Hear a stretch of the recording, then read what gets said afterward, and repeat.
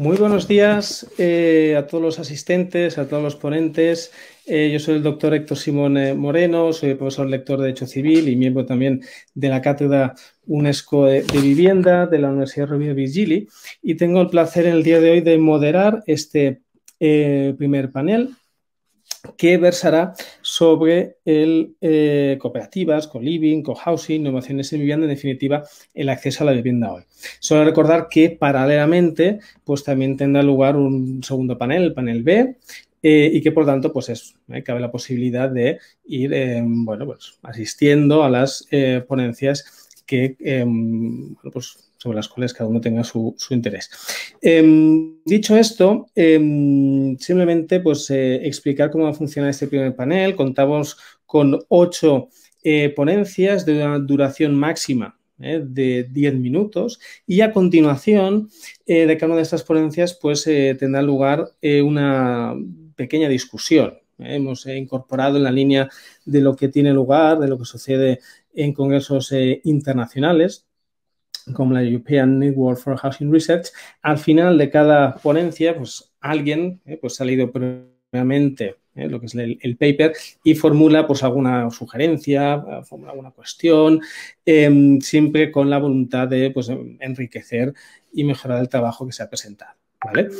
Pues simplemente pues recordar ese plazo de tiempo máximo de 10 minutos. Cuando quede un minuto me veréis aparecer en pantalla para recordaros que os queda un minuto y que deberíais ir finalizando con vuestra ponencia. Y como podéis ver, pues no nos vemos entre nosotros, sino que únicamente veréis a la persona que tiene que presentar, ¿no?, la ponencia, o que actúa como discutiente, de manera que, bueno, yo ya iré dando los pasos, ¿vale? Iré dando la orden a la organización para que os vaya poniendo en pantalla, ¿vale? Está previsto, aunque vamos un poco de retraso, que finaliza a las 12:30 horas. Intentaremos que haya pues un breve periodo de tiempo para alguna pregunta, ¿vale?, por parte de los asistentes, cuanto sea un debate abierto al público, aunque sea breve. Y sin más dilación, pues procedemos, si os parece, pues con la primera ponencia, que pues me toca impartir a mí, ¿vale? Con lo cual me doy la palabra, y para ello pues voy a compartir la presentación. A ver si la veo por aquí. Aquí está. ¿Vale? Entiendo que pues, podéis ver la presentación, ¿vale?, sin ningún tipo de problema. Y esta ponencia versa sobre las cooperativas de viviendas, ¿no? Este paper versa sobre las cooperativas de viviendas en régimen de cesión de uso en el continuum de formas de tenencia inmobiliaria.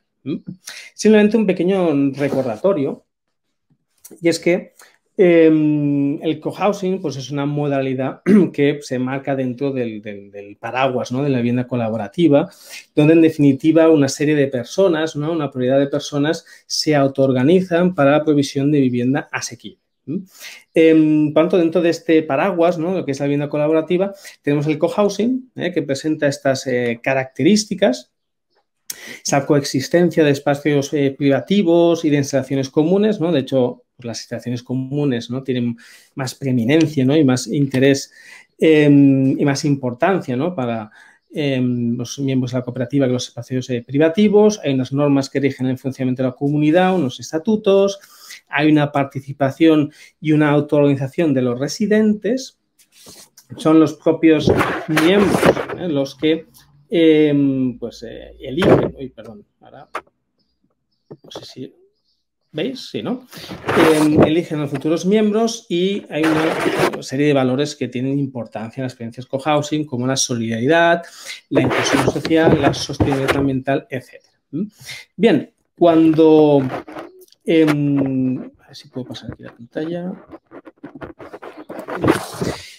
Básicamente, claro, las cooperativas de vivienda en España, pues, como bien es sabido, pues su constitución puede ser a distintos fines, y el fenómeno del cohousing básicamente se ha implementado en España siguiendo el modelo de cooperativa en régimen de cesión de uso, ¿no?, que implica que la cooperativa es la propietaria, del edificio, es propiedad colectiva y se cede el uso de las diferentes unidades a los socios de la cooperativa.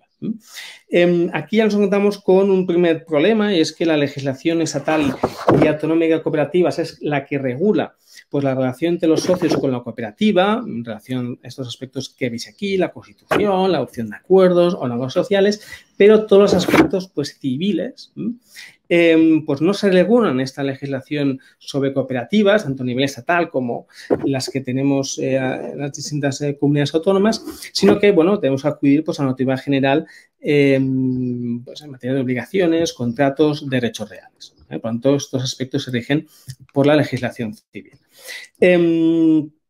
Si vamos ahora a qué es el continuum, ¿no?, de tenencias inmobiliarias, pues un poco el objetivo de esta ponencia era pues, hablar brevemente, ¿no?, de estas cooperativas en régimen de cesión de uso en este continuum de tenencias inmobiliarias. Ves que ese continuum abarca todo un espectro, ¿no?, de tenencias inmobiliarias desde el alquiler público, alquiler social, hasta la propiedad completa. De manera que tenemos aquí en medio esas tenencias intermedias, por ejemplo, pues aquí en Cataluña pues tenemos la propiedad compartida y la propiedad temporal que buscan pues acceder pues a que las personas puedan acceder a la vivienda en propiedad pero de una manera pues sostenible, equilibrada, evitando el sobreendeudamiento, y las cooperativas en régimen de cesión de uso precisamente se ubican en este marco global que son las tenencias intermedias, ¿no? Por lo tanto, la idea, ¿no?, era si, o la hipótesis, ¿no?, que yo me planteaba, era si las cooperativas en régimen de cesión de uso pueden constituir por derecho propio, ¿no?, pueden crear un tercer mercado de vivienda alternativo pues, al alquiler y a la propiedad.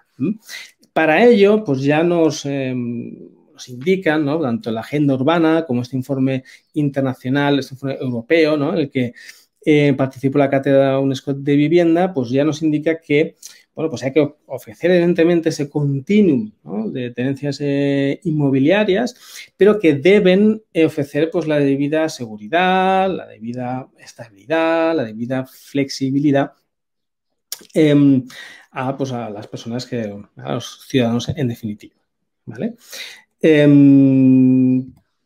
Entonces, bajo esta hipótesis, ¿no?, teniendo esta hipótesis como punto de partida, pues aquí está la gran pregunta, ¿no?, si pueden crear por derecho propio un tercer mercado de vivienda, ¿no? Si nos centramos quizás en aquellos aspectos que quizás pues son más controvertidos, vemos en primer lugar que existe una esencia de seguridad jurídica. Es decir, tenemos, por ejemplo, en alquiler pues una regulación que no sigue los estándares europeos, nos puede gustar más o menos, pero tenemos una regulación de referencia. También la tenemos en lo que es la vivienda en propiedad, pero, como ya he comentado, no se recogen, no se regulan en la legislación de cooperativas los aspectos civiles. De manera que aquí tenemos un problema, porque empezando por el derecho de uso, ¿no?, que tienen los socios de la cooperativa, ¿qué naturaleza jurídica tiene? Bueno, ¿no?, entonces hay distintas opiniones, ¿no? La opinión quizás más extendida es que es un derecho de naturaleza pues personal, ¿no?, que nace en el marco de la cooperativa. Pero, bueno, en Alemania, por ejemplo, se ha recalificado ese derecho de uso porque tiene el mismo problema a un arrendamiento. También se ha planteado si pues, podría tener una naturaleza real, un derecho real de uso, un derecho real de habitación, un derecho de usufructo, ¿no? Bueno, tenemos esa inseguridad respecto a la naturaleza jurídica del derecho. También, por ejemplo, en cuanto a la accesibilidad, la ley de propiedad horizontal, tanto la estatal como la catalana aquí en España, pues permite pues, a aquella persona que tenga, por ejemplo, alguna dificultad a la hora de movilidad, ¿no?, que tenga una discapacidad, o pues que si es mayor de 70 años puede exigir obras de accesibilidad, ¿no? La comunidad de propietarios no se establece un derecho pues similar en las cooperativas. También hay aspectos sobre el que sucede cuando hay el divorcio, ¿no?, de de socios, ¿no?, que tienen el uso exclusivo de un apartamento y se produce un divorcio, quién se va a quedar con el uso, también el régimen de las obras.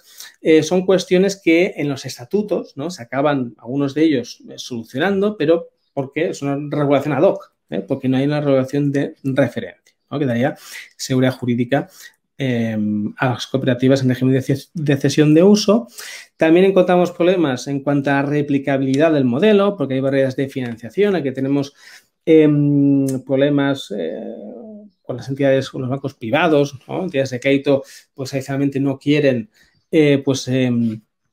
financiar estos proyectos porque pues, es la cooperativa en sí la que va a responder, no es como una propiedad horizontal, que hay los elementos privativos, cuando cada uno de ellos responde con su propia hipoteca, cuanto aquí cobran importancia, ¿no? Cobran importancia, eso es lo que es la banca ética, ¿no? A la hora de financiar estos proyectos. También aspectos organizativos, el tiempo que tarda en darse el proyecto, el tiempo que tarda pues, en encontrar a las personas, el tiempo que se tarda luego en construir, también riesgos potenciales, por ejemplo, pues que no acaben siendo gated communities, ¿no?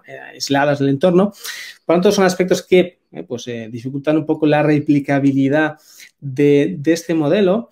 También, ves aquí a mano derecha, pues existe pues ese problema de asequibilidad. Aquí una pregunta que pues, os lanzo, si es una tendencia generalizada para todo el mundo, no siempre, porque hay barreras de entrada relevantes, hay doctrinas como aquí Tumersdorf que ha identificado pues también a nivel europeo pues estos problemas de acceso, es decir, hay que realizar una aportación inicial muy relevante. Y eso puede conllevar también algún tipo de externalidad, y es que, por ejemplo, los miembros de la cooperativa pues sean un grupo muy heterogéneo, ¿no? Que tenga pues un nivel de formación pues relativamente alto, con una estabilidad económica relativamente alta, y por lo tanto pues aquí también esa pregunta, ¿no? ¿Quién puede financiar un senior cohousing o un cohousing intergeneracional, ¿no? Cuando también entran los jóvenes con esas dificultades para acceder a una vivienda y quizás a la hora de pues, aportar a lo mejor 30.000 euros, ¿no? Esa aportación inicial, que si bien puede reembolsarse cuando se da de baja la cooperativa, pues puede ser un aspecto que quizás haya que trabajar para mejorar la asequibilidad, al menos en este momento inicial, ¿no? Luego tenemos la estabilidad y la flexibilidad. Muy brevemente, la estabilidad, pues evidentemente es un derecho de uso que tiene el socio mientras tenga dicha condición.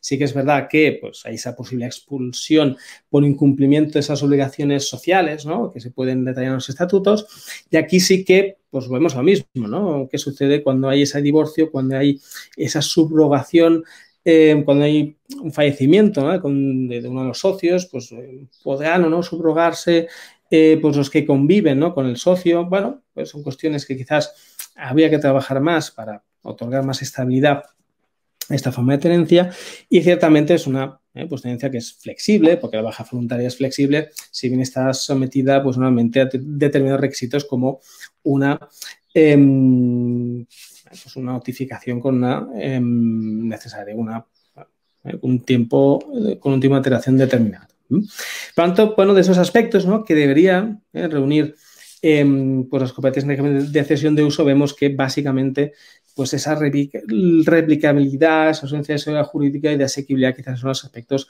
que deberían, ¿no? Intentar abordarse para que pueda ser pues un modelo alternativo a la vivienda en propiedad y en alquiler.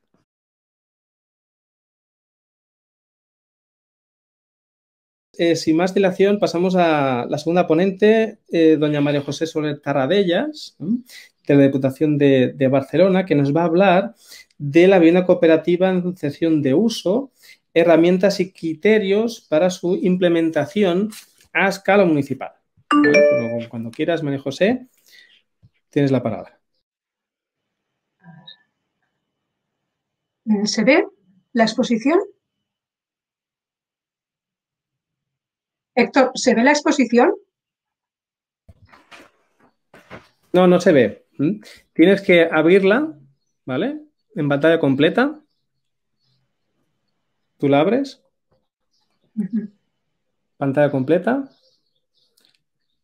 Y luego vuelves al navegador, entonces ya puedes compartir. ¿Ahora? Ahora sí, ¿no? Ahora sí, Héctor.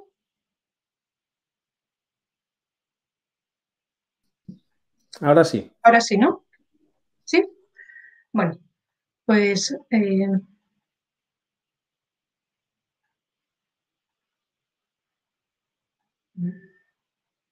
buenos días, pues paso a explicar la guía de vivienda cooperativa en cesión de uso que ha publicado la Diputación de Barcelona y trata las herramientas y criterios para su implementación municipal.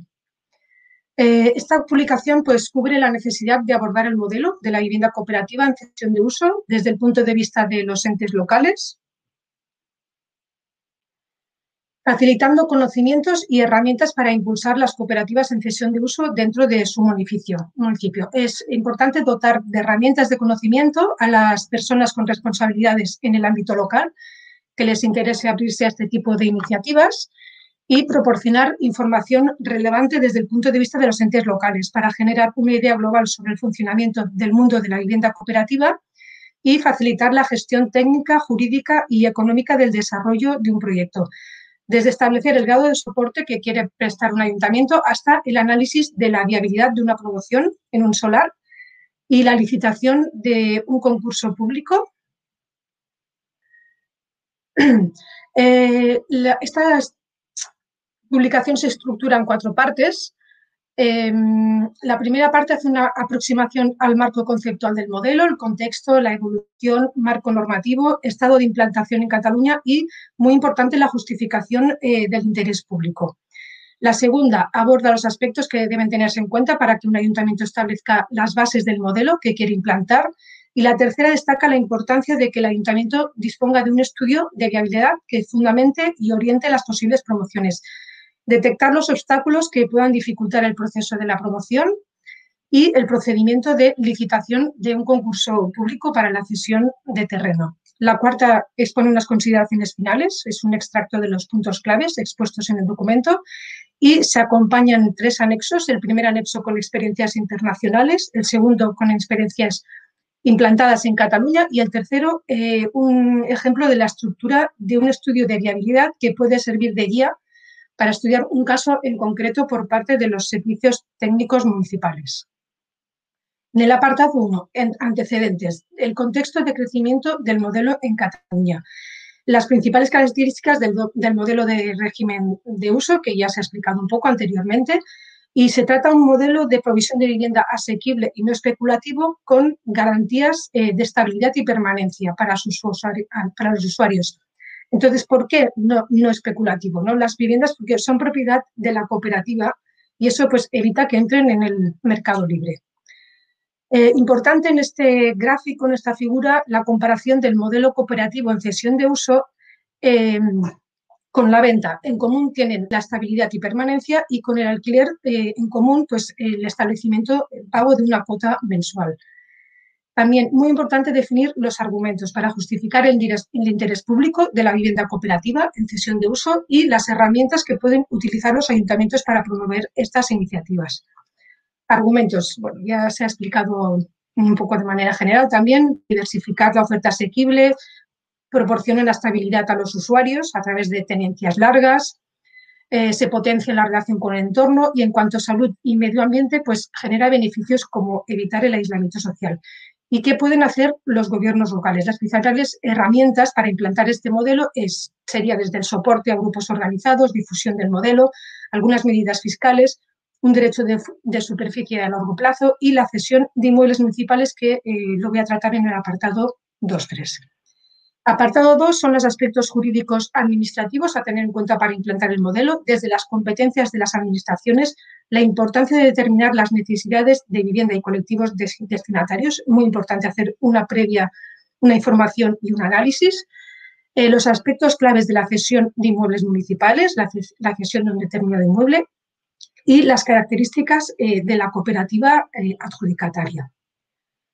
En el apartado 2, como os decía, es importante llevar a cabo un breve análisis de la situación social y demográfica, la estructura urbana, parque de viviendas existentes, recursos municipales para decidir pues, si el modelo de cooperativas en cesión de uso es una buena iniciativa o no para el municipio. Y existen instrumentos y documentación al alcance de los ayuntamientos con datos relevantes que pueden facilitar este análisis y diagnosis de las necesidades de vivienda, como el Plan Local de Vivienda, el Programa de Actuación Municipal de Vivienda, el Registro de Solicitantes de VPO y otra serie de estudios específicos. Importante, la cesión de inmuebles municipales, los aspectos claves, en primer lugar, la calificación urbanística del suelo. Cuando el ayuntamiento es quien promueve el modelo cooperativo, facilitando suelos públicos, Aparte de los solares con calificaciones urbanísticas de zona, que como tales serán bienes patrimoniales, es posible que también disponga de suelos calificados de sistema de alojamiento dotacional. Cuando el suelo es público puede tener diferente tratamiento en función de su naturaleza jurídica, se clasifica en bienes patrimoniales, bienes de dominio público, y esta guía pues incluye notas sobre los diferentes principios de gestión que los rige y que hay que tener en cuenta en el momento de la cesión y la explotación. La guía se centra básicamente en los bienes municipales, patrimoniales y especiales, y en concreto el patrimonio municipal de suelo y vivienda. La promoción también de viviendas cooperativas en cesión de uso también se puede sujetar al régimen de protección pública, de VPO, y claro, es importante porque los requisitos que exige la ley para adjudicar este tipo de viviendas pues puede determinar la composición del grupo cooperativo, ¿no? Los requisitos sobre limitación de ingresos, inscripción al registro de solicitantes, etcétera. Sobre la cesión de derecho de superficie de los bienes patrimoniales, tipologías y formas de adjudicación, una de las medidas más relevantes de apoyo al modelo es la puesta a disposición de suelo por parte de los ayuntamientos para proyectos cooperativos, y en este apartado se explican las particularidades del derecho de superficie, la cesión onerosa a precio de mercado y la cesión gratuita o a precio inferior al mercado. La guía incluye un conjunto de pautas y criterios para la gestión del suelo y trata en profundidad la figura del derecho de superficie, que es una figura que evita pues, la pérdida de patrimonio de las administraciones públicas. Se incorpora un esquema del expediente administrativo desde el inicio de la tramitación hasta la convocatoria del concurso y adjudicación, desde definir el objeto, naturaleza del contrato, hasta que se convoca y se adjudica. Se tratan también aspectos de funcionamiento interno de la cooperativa, el proceso y las dificultades a las que se tendrán que enfrentar los ayuntamientos, más allá de facilitar los inmuebles a grupos organizados. Se adjuntan también a claves también para la redacción de los estatutos. Importante también tener en cuenta que la cooperativa actuará legalmente como promotora inmobiliaria y la relación entre cooperativa y las personas socias y usuarias se analiza si sería más adecuado instrumentar esta relación mediante un contrato de alquiler o bien un contrato de cesión del derecho de uso sometido al Código Civil de carácter real o personal. En todos los casos se trata de una cesión de derecho de uso y cada cooperativa deberá elegir su modelo, ¿no? En función de las circunstancias que la condicionen. El apartado 3, que trata la viabilidad, la importancia de analizar la viabilidad de los proyectos, ¿no? El estudio de viabilidad es una herramienta absolutamente necesaria para iniciar un proceso de implantación de una cooperativa sobre suelos públicos, dada su complejidad, y determinar las bases para un concurso equilibrado. Importante la viabilidad social, tener en cuenta la evaluación social de un proyecto, identificación, análisis, valoración de los beneficios y costos sociales, valoración del retorno social del proyecto, poder elegir la acción que sea más rentable a nivel social y a poder ser compatibilizar el beneficio económico con el beneficio social.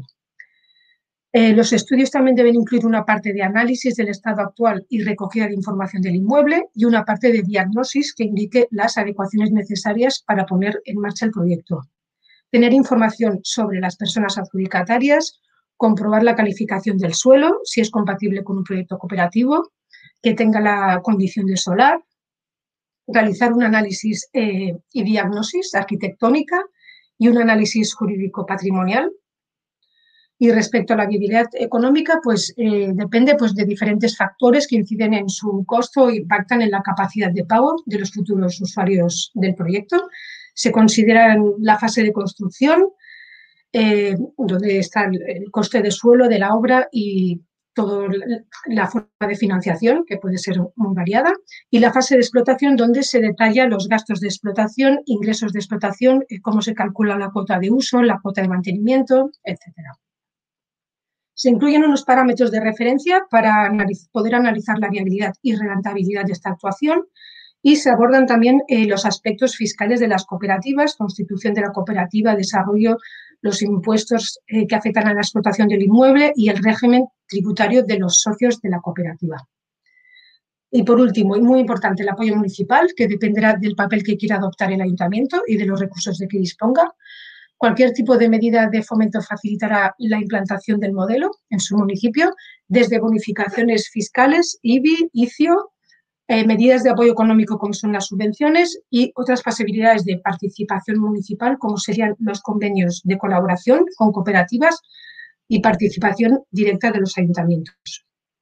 Por último, el contenido de los anexos y en el tercer anexo, como podéis ver en la viabilidad, es importante pues, tener toda la información del inmueble para poder hacer un análisis, diagnosis y acabar redactando una propuesta del estudio arquitectónico y económico.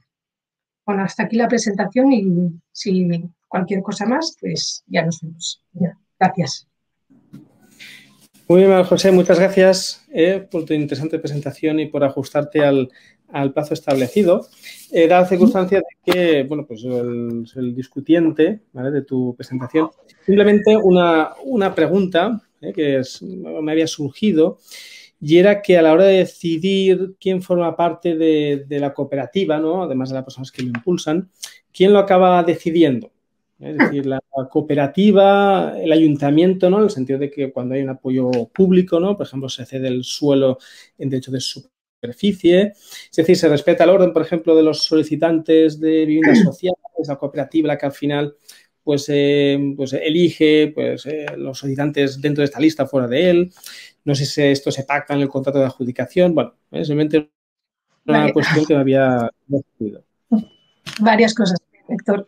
Bueno, pues puede ser un grupo formado y constituido en cooperativa o no. En función de ello, pues se puede incidir más o menos en los requisitos de los cooperativistas. Siempre hay que velar para que el grupo esté cohesionado. El ayuntamiento puede también establecer algún requisito, como los ingresos, empadronamiento, y tratando que no suponga mucha ni injerencia ni distorsione la formación del grupo.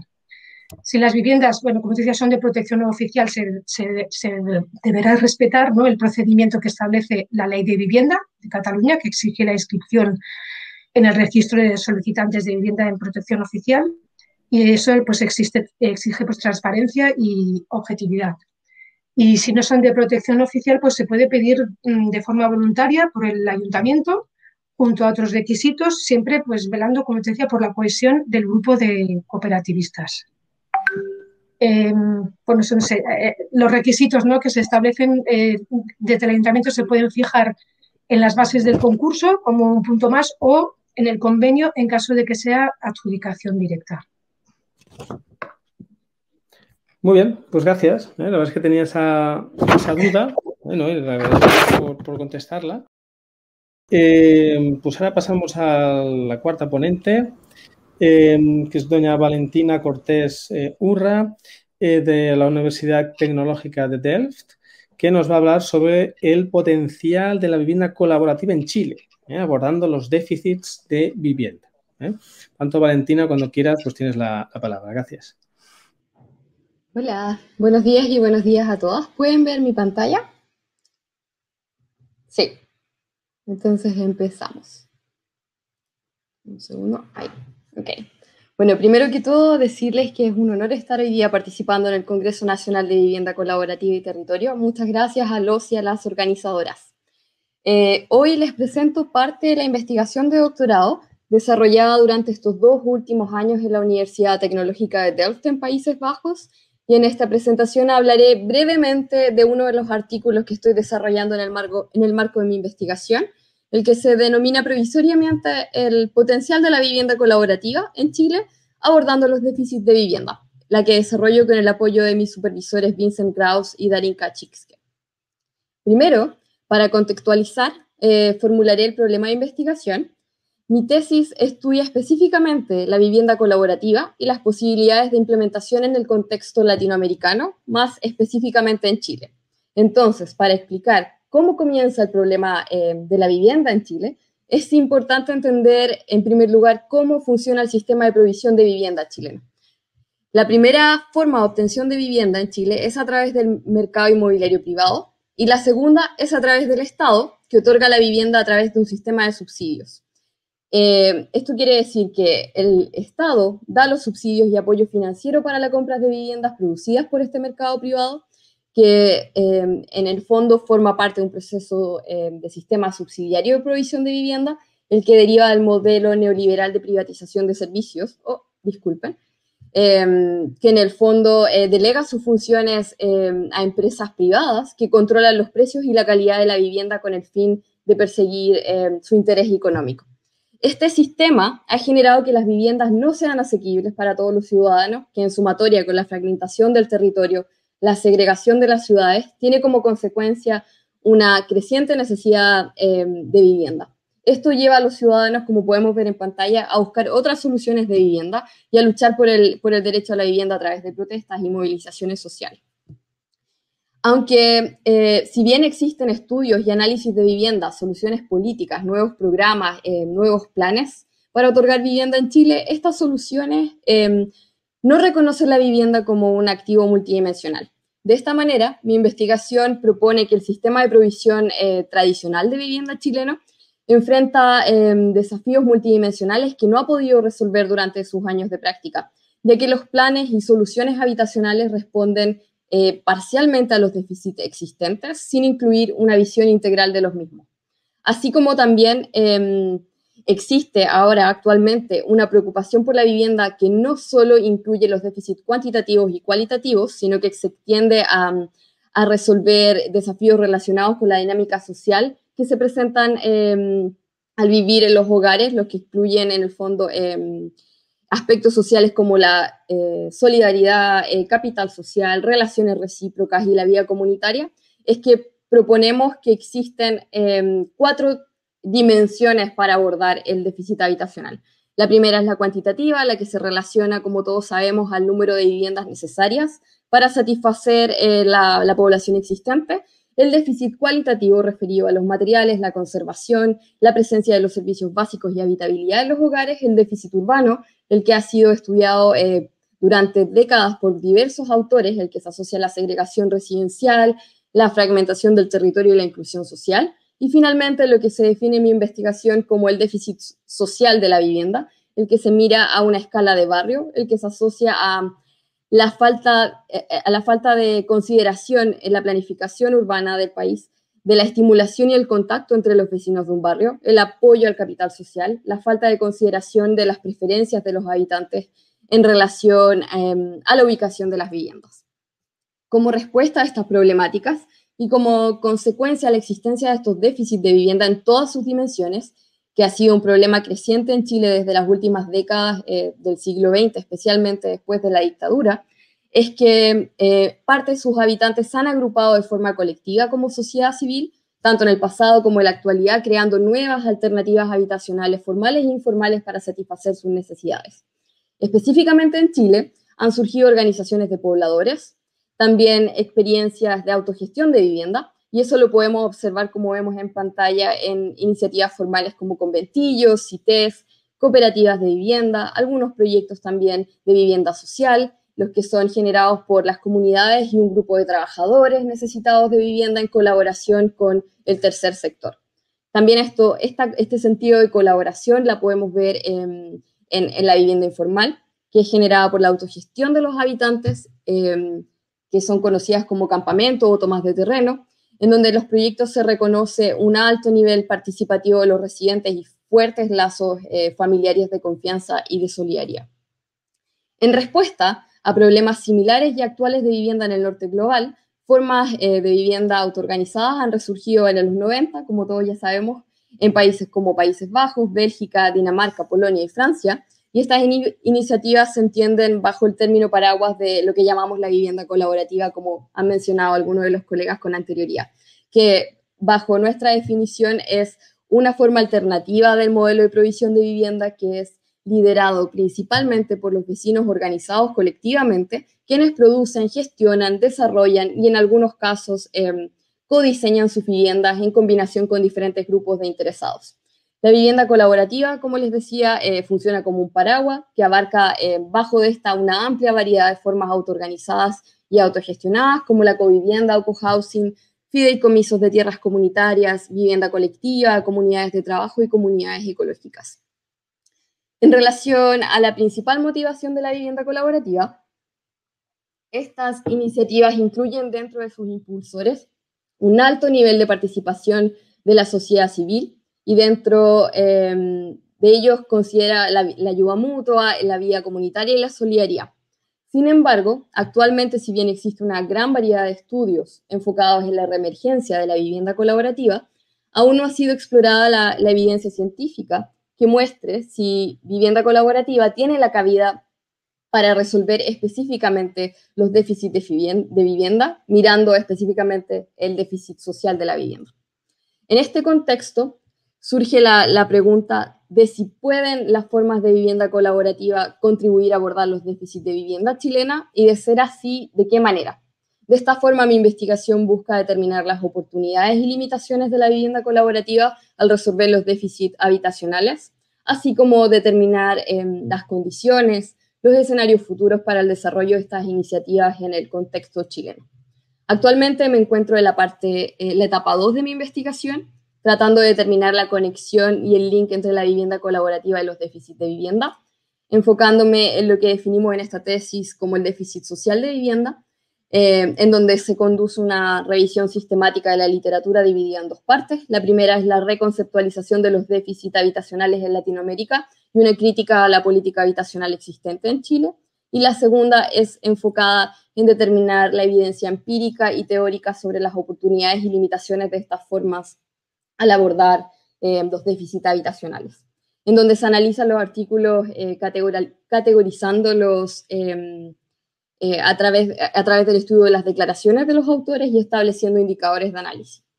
Ahora estamos llegando al final de la presentación, quedan 2 minutos creo, así que como resumen de la investigación hasta ahora les puedo contar que la investigación ha revelado que los problemas de vivienda en Chile podrían estar relacionados con el hecho de que la vivienda no se considera como un desafío multidimensional. También puedo contarles que la evidencia empírica muestra que en el sur global existe un creciente interés en desarrollar proyectos de autogestión y vivienda colectiva, como ha resurgido también en el norte global, donde diferentes grupos de vecinos y colectivos trabajan continuamente creando comités en busca de alternativas que comparten ciertas características y dimensiones de lo que llamamos la vivienda colaborativa, lo cual podemos observar en los procesos sociales, en sus relaciones sociales y organizacionales. Sin embargo, como les comentaba, estas iniciativas subsisten con dificultades en Chile, ya que enfrentan continuamente barreras institucionales, normativas, legales y financieras, las que en el fondo generan un atraso en el proceso del desarrollo de la gestión de estos proyectos. De esta manera, mi investigación doctoral tiene por objetivo responder a la necesidad de generar, finalmente, al terminar el doctorado, las directrices y las herramientas para orientar a los residentes y a las organizaciones del tercer sector, creando una apertura legal para apoyar estas iniciativas en términos de gestión gubernamental, financiera y en términos legales. Muchas gracias por su atención. Finalmente, si tienen alguna duda o comentario, estaré muy feliz de recibirlos. Si tienen algunas otras consultas, pueden realizarlas a mi correo que está en pantalla. Muchas gracias, Valentina, por tu interesante presentación.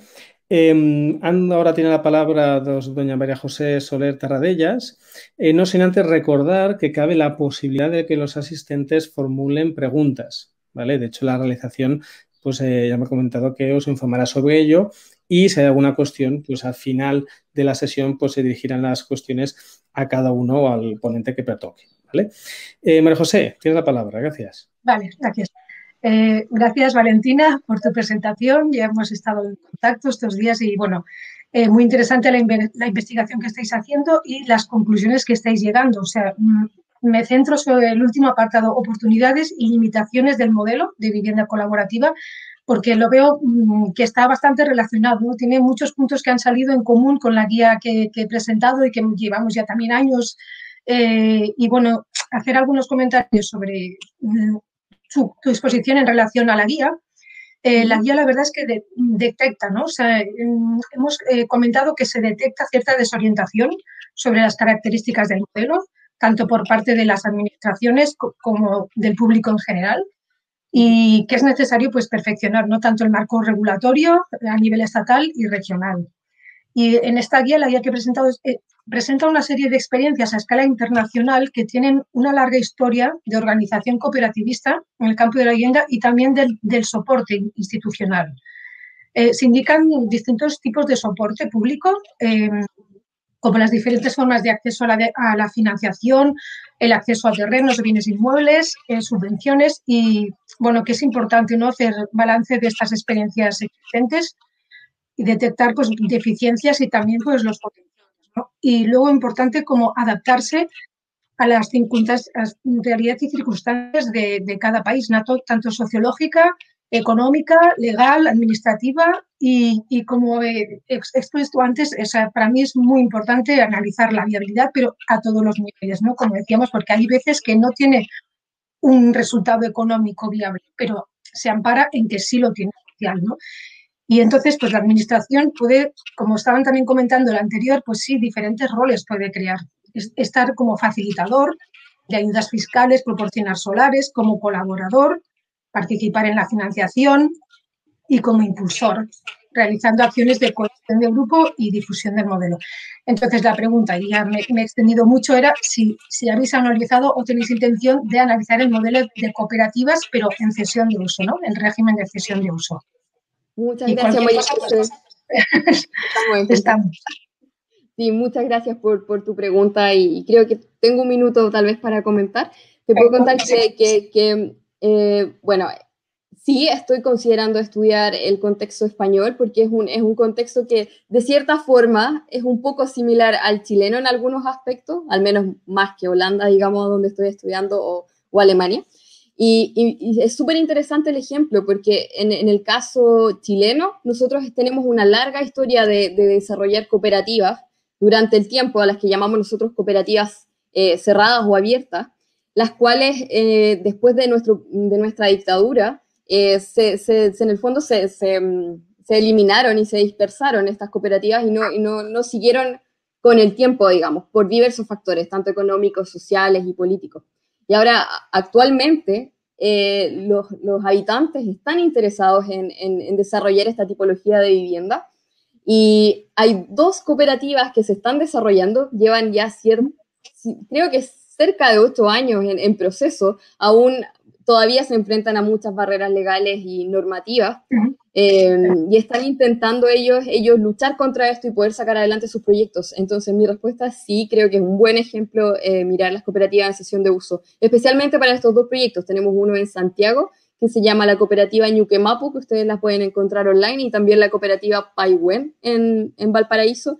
Y la mayor barrera que ellos han tenido hasta el minuto es en términos de acceder a un subsidio colectivo, porque ellos quieren postular y desarrollar su cooperativa, tener la copropiedad de la vivienda como cooperativa, digamos, y claro, los subsidios en algún minuto fueron colectivos en la historia de planes y políticas de Chile, pero después, por muchos motivos, esto se detuvo, digamos, y ahora, gracias a esta gestión de los habitantes, digamos, ellos hicieron el proyecto piloto de aceptar estas 2 cooperativas, ver cómo funcionan y, en el fondo, empezar a mover de nuevo el sistema para ver si puede funcionar. Y nosotros con otros colegas de Chile desarrollamos un estudio creo que me queda nada de segundo, así que lo digo cortamente, desarrollamos un estudio sobre esto para aconsejar, digamos, a las políticas públicas y hacer una apertura con respecto a generar nuevas metodologías y estrategias para incorporar las cooperativas de nuevo al sistema. Eso. Muchas gracias. Ahora damos paso a la siguiente ponente, doña Lidia Mabel Castillo Sanabria.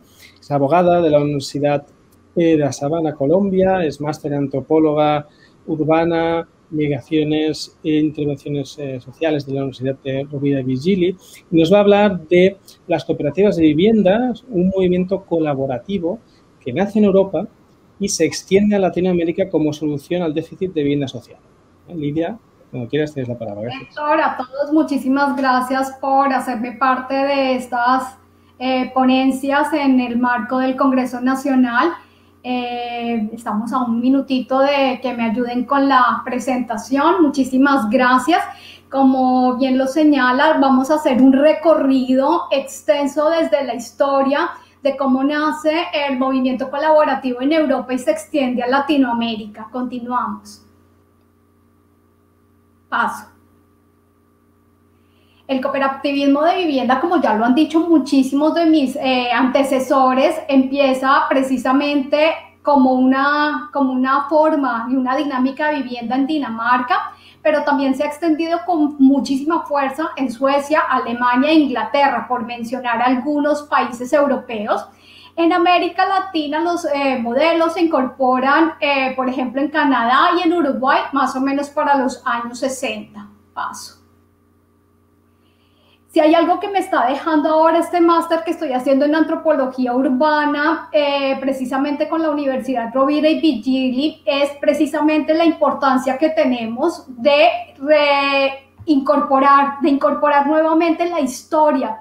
Por esto yo quiero traer el modelo cooperativo como surge en el siglo XIX de la mano de Robert Owen y de Victor Aime Huber, que precisamente son los pioneros y los padres del colaborativismo, para que ellos de su mano nos den precisamente esos marcos, como iniciaron precisamente las cooperativas, cosas que todavía siguen siendo de uso común para muchos modelos, pero que en muchos otros se ha perdido.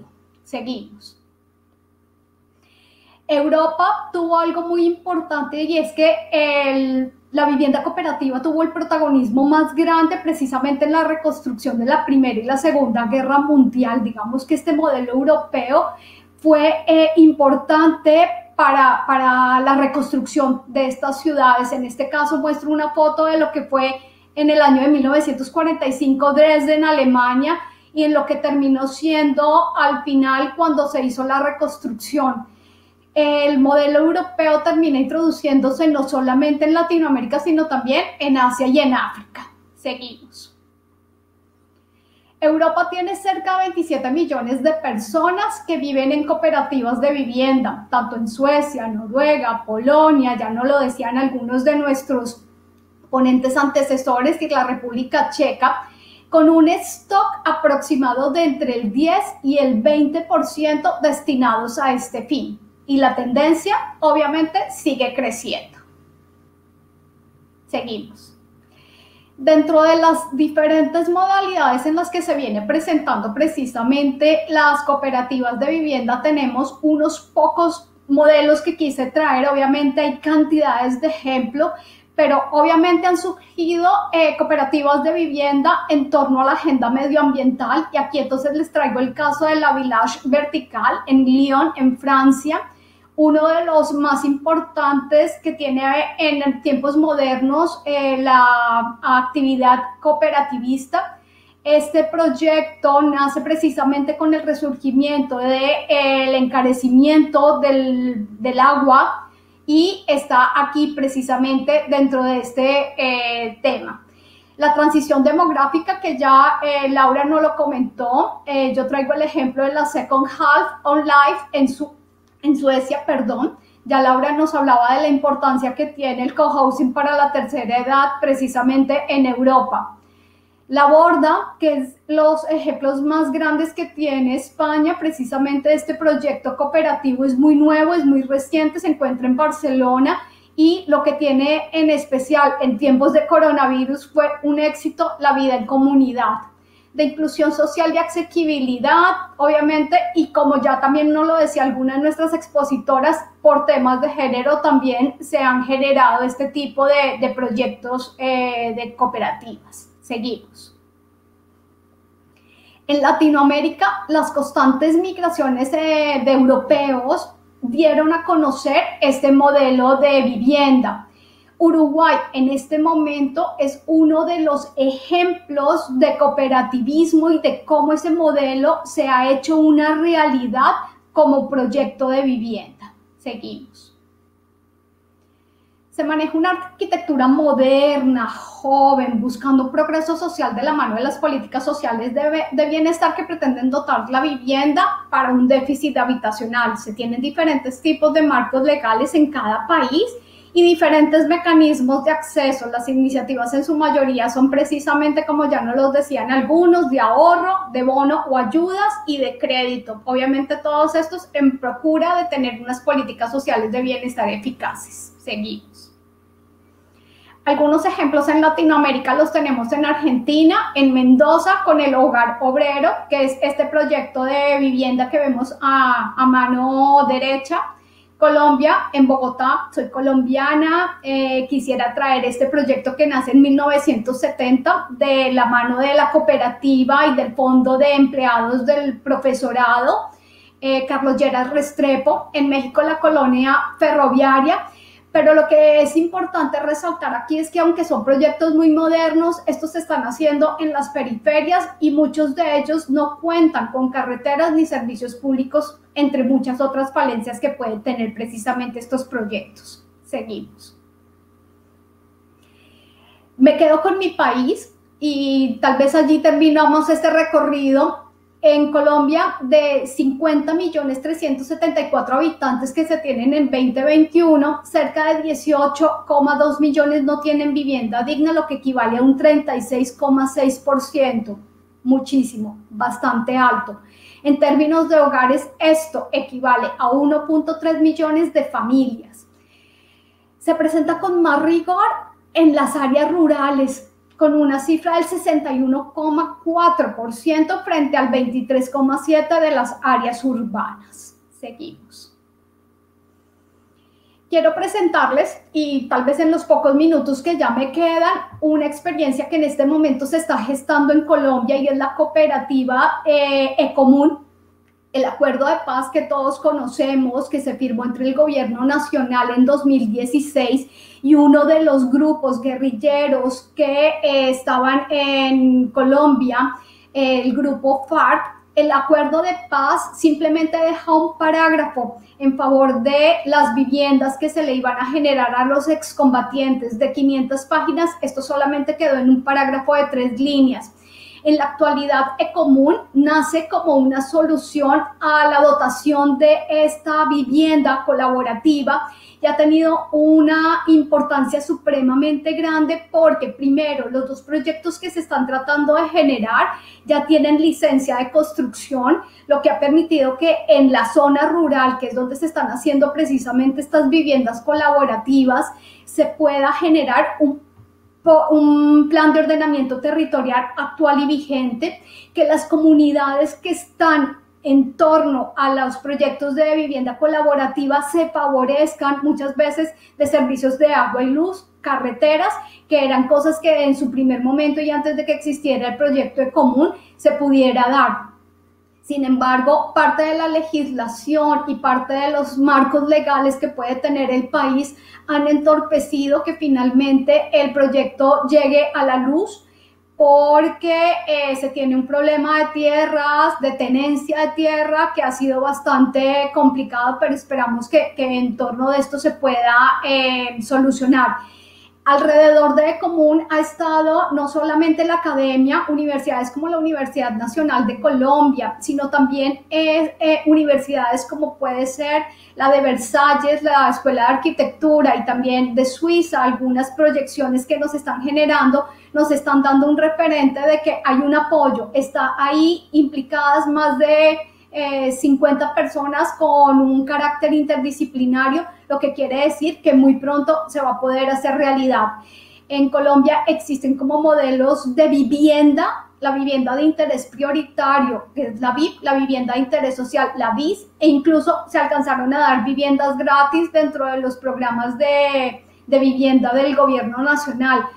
Pero como decimos, estas básicamente son de mercantilización, en ningún momento favorecen los intereses de las personas que tienen las necesidades habitacionales, y lo que es más importante es precisamente lo que estábamos hablando de la vivienda digna y asequible. Estos proyectos no alcanzan a tener 40 metros en el caso de la vivienda de interés prioritario, y estamos viendo que en Ecomún, teniendo en cuenta las necesidades de las familias que se van a instalar en este complejo de 300 casas, van a tener más o menos la casa más pequeña 94 metros. Sí, seguimos. La observación final es que la vivienda colaborativa no va a cubrir la crisis de vivienda, pero puede ser parte de la solución. Por ello, los gobiernos deben integrar los programas y proyectos en sus políticas sociales de bienestar. ¿Por qué promover las cooperativas de vivienda? Porque genera vivienda asequible a bajo costo, empoderamiento de los participantes, mejor calidad de vida, seguridad en la tenencia de la tierra, solidaridad entre vecinos y marcos legales diseñados a las necesidades de cada país. Seguimos. La escasez de tierras aptas para vivienda es uno de los problemas más grandes que afronta la mayoría de los países, y esto es bien importante porque en este entorno tenemos que hacer entonces planes de ordenamiento territorial adecuados, no solo a nivel urbano, sino en lo rural, que al final es donde se va a extender la vivienda. Seguimos. Y con esto ya termino. Muchísimas gracias a todos. Muchas gracias, Lidia, por tu presentación. Pues ahora es el turno de doña Valentina, por si quiere realizar algún comentario o formular alguna observación. Gracias. Hola. Hola, Valentina. Gracias, Lidia. Muy interesante el recorrido histórico que nos hiciste en las cooperativas. Muy interesante, muy interesante. Bueno, a modo te quería recomendar un capítulo del libro. Tal vez si es que estás interesada en saber más de las cooperativas de Chile. Claro. Justo ahora en marzo publicamos un libro con los colegas que se llama Las propuestas de política pública para apoyar el desarrollo de cooperativas de vivienda en Chile, en donde hacemos un estudio comparativo de España, Uruguay, Dinamarca y Países Bajos, y terminamos con un set de recomendaciones para las políticas públicas y para su implementación que tal vez te pueden ayudar en el Muchísimas gracias, perfecto, lo tendré en cuenta. Súper.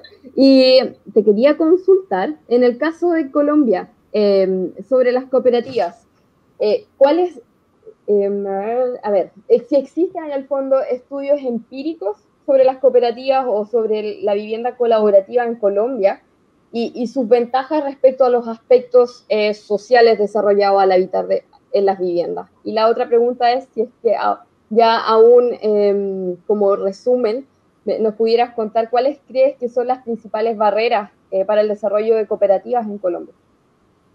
Bueno, primero, muchas gracias, la pregunta clarísima. No es tan empírico, resulta que en Colombia sí hay un marco legal desde el año de 1988, y antes de hacerse la reforma a la Constitución Nacional, se habló de la ley de vivienda cooperativa. Entonces, en Colombia sí hay una reglamentación, hay un marco legal muy fuerte.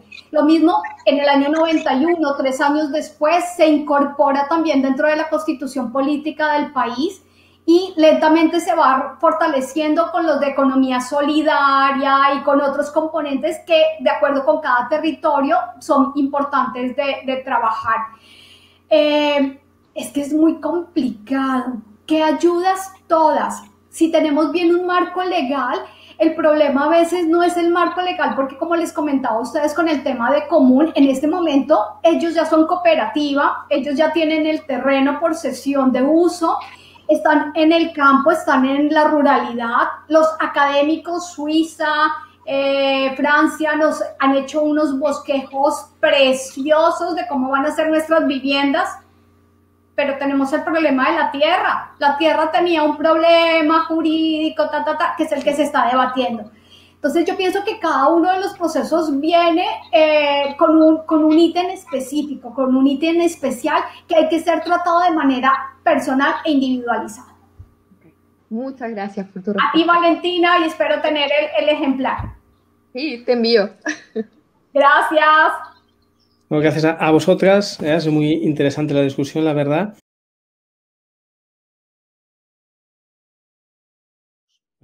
Con lo cual, sin más dilación, damos paso a la siguiente ponente. Ella es la doctora Cristina Argerich Comelles, de la Universidad de Cádiz. Un placer tenerte aquí. Y nos va a hablar de Smart Property y nuevas tecnologías para la vivienda del siglo XXI.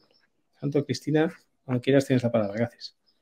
Bien, muchas gracias. En primer lugar, buenos días a todos. Agradecer la posibilidad de presentar esta comunicación, así como también felicitaros por la excelente organización del Congreso en este contexto y la excelente realización del mismo. Un préstamo hipotecario en 7 minutos. Esta y otras son las promesas de la tecnología blockchain, es decir, facilitar inmediatez en las transacciones, así como la seguridad. Y ello afecta directamente a la propiedad inmobiliaria, en este caso referida a la vivienda. Este concepto de Smart Property fue inicialmente acuñado en 1998 por Nick Szabo, pero en ese momento no se disponía de la tecnología necesaria para su implementación. Actualmente podríamos definir esta propiedad inteligente como la implementación de la tecnología blockchain a un objeto con la finalidad de controlarlo remotamente mediante su tokenización. El encaje legal de una propiedad inteligente en España debería, digamos, de partir en función del tipo de adquisición al que se refiera. De tratarse de una adquisición originaria, es decir, aquella en la que no ha habido transmisión, el origen se encuentra directamente en la tokenización del derecho real inmobiliario de que se trate, en particular el de propiedad respecto de la vivienda. Mientras que en la adquisición derivativa, primero deberemos aplicar la tecnología blockchain para la creación del contrato inteligente traslativo que transmita el dominio con la posterior tokenización del objeto del contrato. Szabo también propugnaba la existencia de una especie de registro de la propiedad a modo de base de datos, pero paralelo, como un property club desvinculado de cualquier organización estatal, un elemento que hoy en día, si implementamos la propiedad inteligente especialmente pensada para las viviendas, sería un sistema absolutamente inviable porque ya tenemos experiencias previas de registros paralelos como el MERS en Estados Unidos, que al final fomentó una refinanciación indefinida de créditos incobrables y contaminó de activos tóxicos todo el sistema. En cuanto a la aplicación de las nuevas tecnologías, presenta una especial importancia la aplicación de la tecnología blockchain en el registro de la propiedad porque se presenta como el principal reto jurídico privado del siglo XXI en materia registral, junto también con la contratación digital y su generalización, especialmente la contratación a través de las plataformas en línea. La tecnología blockchain facilita diversas cuestiones en el ámbito registral que no son cuestiones menores en cuanto a la transmisión correcta de la vivienda y también para el control remoto de dicha propiedad. En primer lugar, facilita la función de calificación del registrador de la propiedad mediante el cruce automático de datos que permiten las plataformas de tecnología blockchain y también para comprobar si el título es apto o no para su inscripción. Esta tecnología proporciona transparencia, seguridad y prueba de existencia y contenido de la misma. La inscripción de la vivienda tokenizada permitirá también oponer frente a terceros, digamos, el derecho real de propiedad y el token que lo representa, lo que constituye también una nueva vía para la transmisión de los derechos reales. No solo, digamos, en la contratación tradicional. Esta realidad digital también va a permitir evitar la consolidación de titularidades extrarregistrales como la usucapión contra tábulas. En el momento en que haya una vivienda que ya haya sido tokenizada y inscrita en el registro de la propiedad, se evita la consolidación de cualquier realidad extrarregistral mediante el uso de esta tecnología.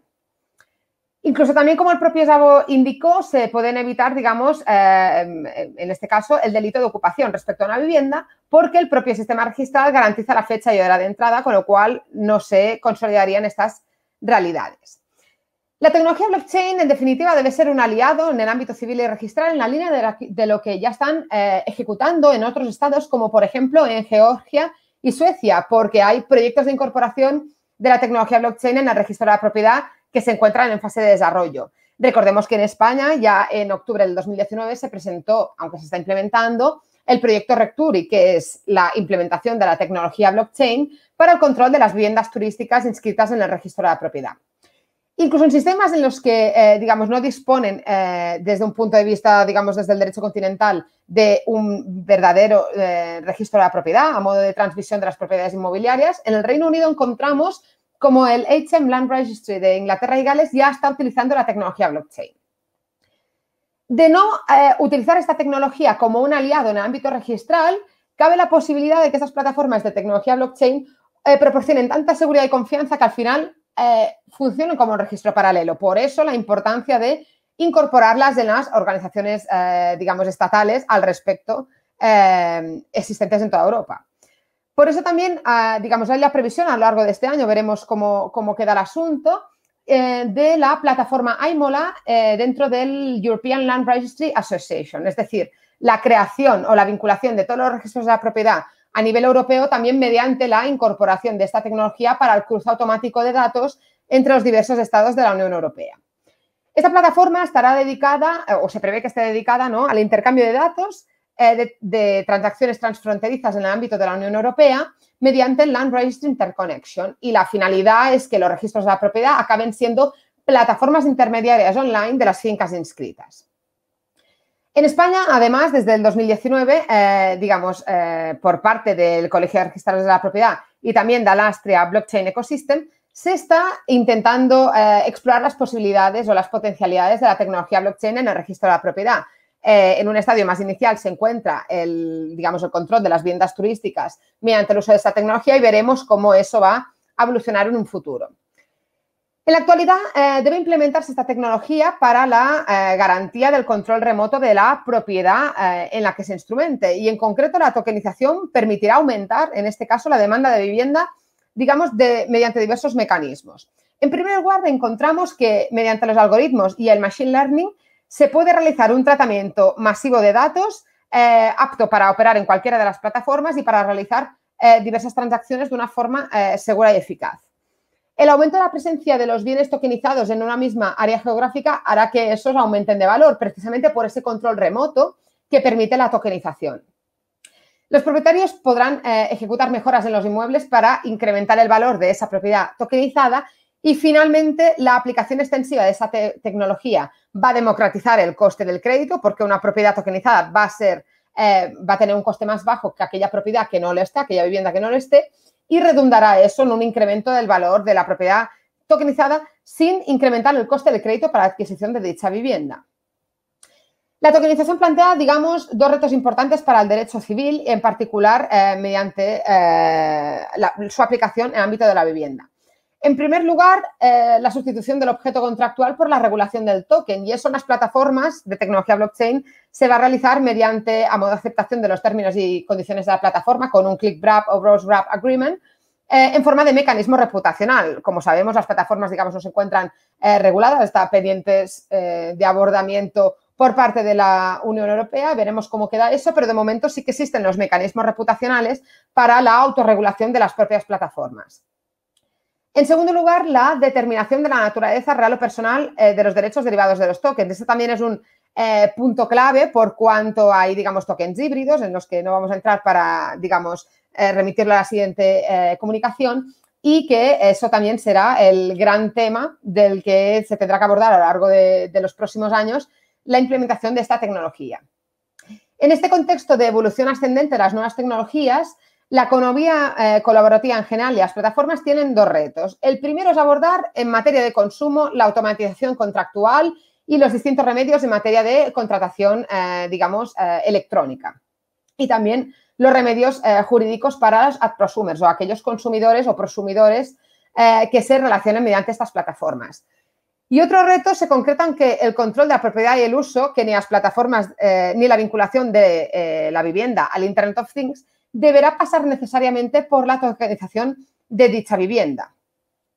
Esta tokenización también se encuentra muy vinculada al desarrollo del Internet of Things, porque el Internet of Things se vincula directamente al control de los elementos inherentes o internos de esa vivienda, mientras que la tecnología blockchain y la tokenización permiten controlar el uso y la propiedad de una manera remota, no tanto los elementos o los objetos muebles que se encuentren dentro de la vivienda, ni tampoco se refiere al acceso. Como decía, el Internet of Things se puede referir más a la administración y conexión de los bienes muebles de la vivienda, y eso permite integrar el objeto en un smart contract, porque el smart contract de por sí no puede adaptar la codificación sin la vinculación del objeto del contrato mediante el Internet of Things. El Internet of Things resulta además útil para la administración del inmueble, evita errores o fraudes y emite permanentemente información acerca del uso del inmueble, controlando también un uso indebido y midiendo eventos externos mediante el uso de algoritmos. Por ejemplo, en caso de impago se puede cambiar la clave de acceso y eso resulta muy útil tanto en el ámbito de la vivienda habitual como también en el ámbito de la vivienda colaborativa o del alojamiento colaborativo.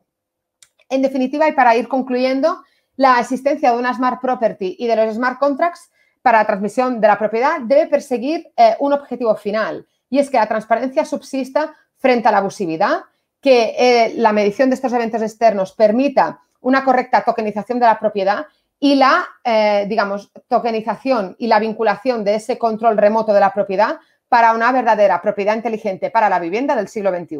Muchas gracias. Muchas gracias, Cristina, por tu presentación y por ajustarte al tiempo. Me has pasado 5 segundos. Te has ajustado perfectamente al tiempo. Pues damos paso a don Lluc Font Pumarol, en su rol de discutiente. Hola, buenos días. Muchas gracias, Cristina. Ha sido muy interesante.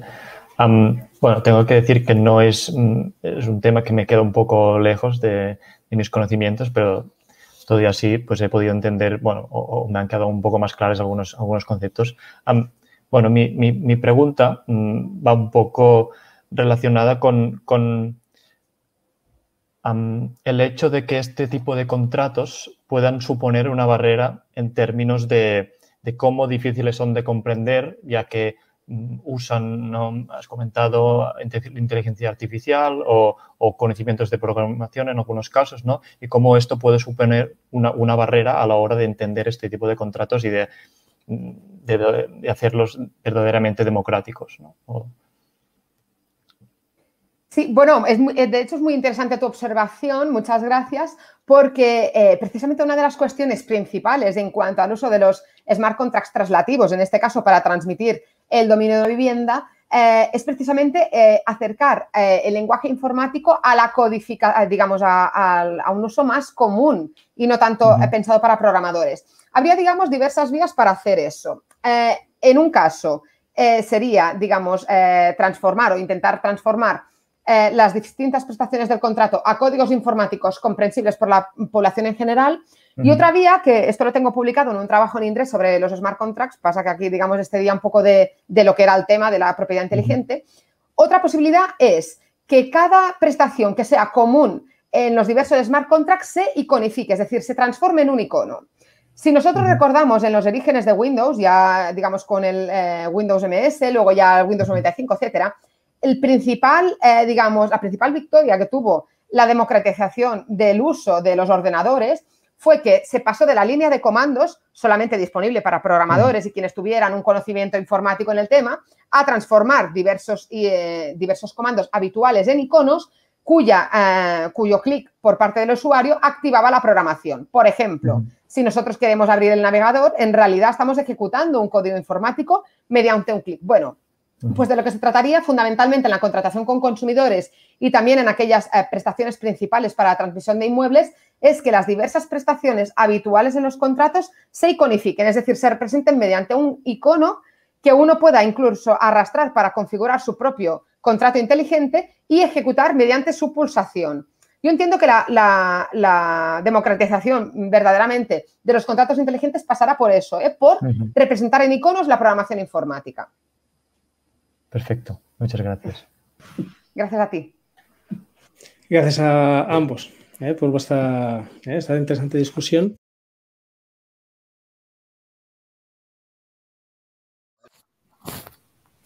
Bueno, muchas gracias, profesor Simón, por la introducción y también a la organización por haber aceptado mi comunicación.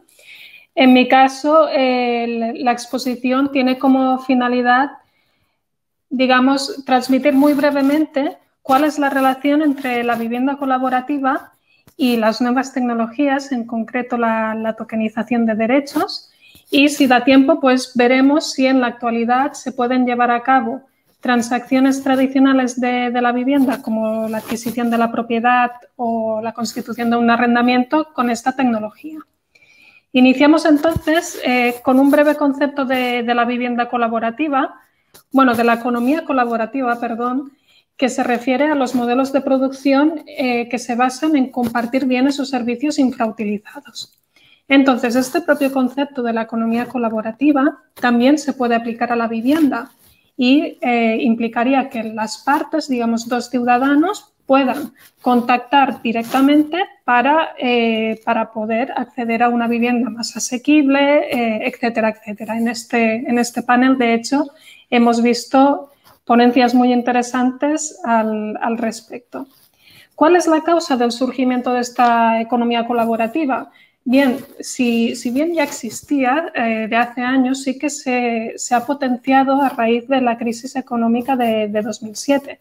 ¿Por qué? Por la pérdida de confianza de parte de la ciudadanía en las instituciones tradicionales, en bancos, administraciones públicas, etcétera, que vieron que no pudieron parar las consecuencias de la crisis. Entonces, a raíz de esto, los ciudadanos han preferido tener un contacto directo entre ellos para poder organizar lo que es su acceso a la vivienda y su gestión de la vivienda.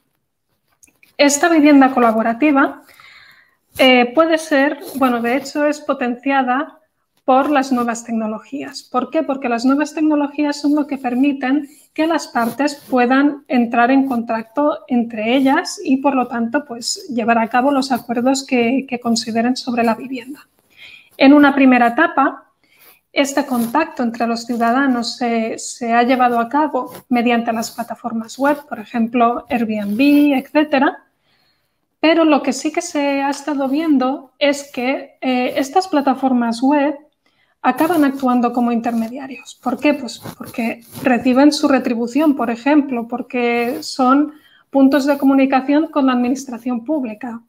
Entonces, a raíz de aquí ha surgido el debate sobre si se tienen que mantener en la vivienda colaborativa estas plataformas o sería mejor buscar otros métodos que permitan un contacto directo entre las partes sin una plataforma intermediaria. Y es aquí donde surge la tecnología blockchain y la tokenización que la ponente anterior nos ha explicado para qué podría servir. Yo aquí solo destacar brevemente que la tecnología blockchain es la que soporta la moneda virtual Bitcoin, que surgió en 2008 y consiste en un libro registro distribuido, digamos un libro virtual donde se registran operaciones que no está controlado por ninguna autoridad central. Es decir, no hay ninguna autoridad, ningún gobierno que sea el que aprueba las transacciones, ninguna autoridad que decida, por ejemplo, eliminar transacciones, eliminar registros de este libro. Todas estas transacciones se aprueban por consenso por todas las personas conectadas a esta red y además pues, ofrece una serie de beneficios como que es transparente. Cualquier persona puede comprobar quién tiene un determinado Bitcoin, por ejemplo, un determinado bien, y permite además automatizar transacciones con los smart contracts. Dentro de esta tecnología, lo que es interesante para la vivienda es la posibilidad de tokenizar bienes, de llevar a cabo tokens. ¿Qué son tokens? Los tokens son fichas virtuales. Digamos que igual que nosotros podemos ir a una feria, comprar una ficha que representa pues, la posibilidad de subir a una atracción y esa ficha física en sí no tiene un valor, no es de plástico, pero nos puede servir pues, para poder subir a la atracción determinada unas cuantas veces.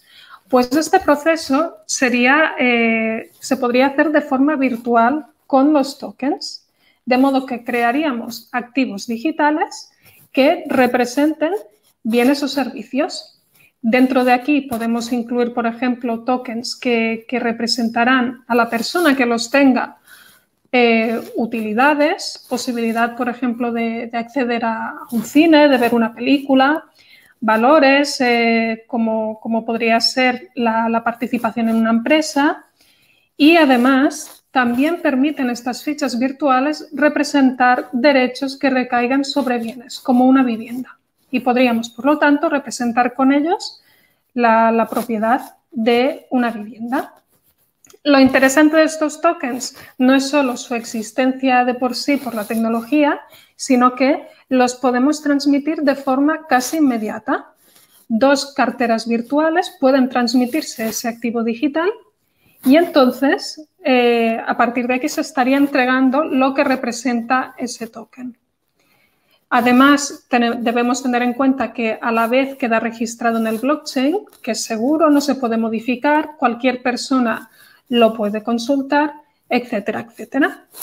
Entonces, a partir de aquí, vamos a analizar brevemente si, tal como está el marco jurídico actual, dos partes que deciden crear, bueno, una parte que decide crear un token puede, por ejemplo, transmitir la propiedad de esa vivienda simplemente transmitiendo el token a la otra wallet. Bien, aquí viendo que el público pues, es interdisciplinar, tenemos juristas, pero también profesionales de otras disciplinas, simplemente decir que para transmitir la propiedad en nuestro ordenamiento jurídico se requieren en general dos ítems, ¿no? Un título y un modo, que es la entrega de la cosa. Un título, en este caso, estaríamos ante, por ejemplo, el contrato de compraventa, que puede existir entre las partes, aunque sea verbal, no hay ningún inconveniente. Y luego debemos entregar la posesión de ese bien, en este caso de esa casa. Entonces, la pregunta es, ¿equivale la entrega de esta ficha virtual a otra cartera a la entrega de la vivienda, de la propiedad de la vivienda? Bueno, la respuesta es que depende. En principio, la mera entrega de un token tal vez no tiene efectos, porque imaginad que simplemente te ha llegado el token, este token no te sirve para nada, no puedes, no te pueden reconocer la propiedad, no puedes acceder a la vivienda con ese token.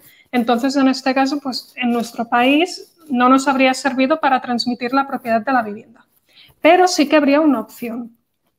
Esta entrega de la posesión que es necesaria hacer para transmitir la propiedad puede llevarse a cabo de diversas formas, no solo con la entrega física del bien, sino también, por ejemplo, con escritura pública o con la tradición simbólica, que es la entrega de las llaves. Podemos llegar a imaginar, por ejemplo, que este token que se ha creado lleve aparejado un código, ya sea una contraseña, un código QR, etcétera, que sirva para abrir el candado inteligente de una determinada vivienda. De modo que en el momento de recibir ese token, el comprador recibe a la vez el código para poder entrar en la vivienda. Pues en este caso se podría llegar a entender que la transmisión de la propiedad de la vivienda sí que se ha llevado a cabo y por lo tanto estaríamos hablando de transacciones de vivienda que usualmente tardan meses a realizarlas en cuestión de minutos. Esto en otros países además es más fácil, por ejemplo en Francia e Italia, pero en otros como Alemania y Holanda no sería posible porque requieren la inscripción de esta transmisión de la propiedad en el registro de la propiedad. Entonces, este requisito formal que existe hoy en día en estos dos países sería un impedimento al uso de los tokens como mecanismo de adquisición de la propiedad de una vivienda. Luego, simplemente comentar que para el alquiler en la actualidad no existen, bueno, existen pocos intermediarios, digamos, sí que tenemos pues, al agente de la propiedad inmobiliaria, pero no es obligatorio inscribirlos en el registro de la propiedad. Entonces, ante esta falta de requisitos formales, las partes no es necesario, de hecho, que lleven a cabo el contrato por escrito, pues se podría utilizar perfectamente la tokenización como un mecanismo para llevar a cabo estos contratos de arrendamiento. De hecho, se podría llegar a plantear en un futuro que determinadas blockchains pudiesen estar vinculadas de alguna forma con las administraciones, por ejemplo, con la administración tributaria o con los registros de fianzas del alquiler, de modo que una vez se ha transmitido ese token representativo del alquiler, la administración reciba un aviso al respecto, de modo que sería una forma de prevenir el mercado negro de alquiler de viviendas. Y finalmente comentar, para concluir, la posibilidad de llevar a cabo una hipoteca. Una hipoteca ya sabemos que es el trámite burocrático dentro de la vivienda pues más complicado, ¿no? Aquí sí que intervienen diversos intermediarios, los bancos, tasadores, gestores, registros de la propiedad, notarios, etcétera. De hecho, han salido iniciativas empresariales para hacer préstamos hipotecarios peer-to-peer, de modo que diversas personas prestan una cantidad reducida de dinero para que alguien adquiera una vivienda y eso está garantizado con hipoteca, pero en nuestro país en la actualidad no es válido hacer estas hipotecas con esta tecnología. ¿Por qué? Porque se requiere, primero, que sean formalizadas en escritura pública ante notario y segundo, que se inscriban en el registro de la propiedad. De modo que si creamos, por ejemplo, un token que represente una hipoteca, y lo transmitimos y proveemos el dinero a la persona que quiere adquirir la vivienda, realmente no habrá una carga hipotecaria sobre esa vivienda, porque no se habrá creado conforme a la normativa vigente. Bien, esto es todo. Muchas gracias. Obviamente, pues la presentación por el tiempo no nos podemos extender mucho, pero aquí os dejo algunas publicaciones que hemos hecho sobre la materia por si queréis profundizar. Gracias, Rosa María, por tu interesante presentación sobre la agenda colaborativa a través de la tokenización de derechos en la tecnología blockchain. Y es el turno del discussion de la doctora Cristina Argerich. Como quieras, es la palabra. Bien, en primer lugar, Rosa, felicitarte por tu excelente intervención y bueno, tengo algunas reflexiones al respecto, pero también me gustaría, digamos, destacar que estamos ante la experta en la materia de la tokenización, probablemente, digamos, más reciente en los últimos años por su obtención como IP de un proyecto sobre la tokenización de bienes del Centre d'Estudis Jurídics de la Generalitat.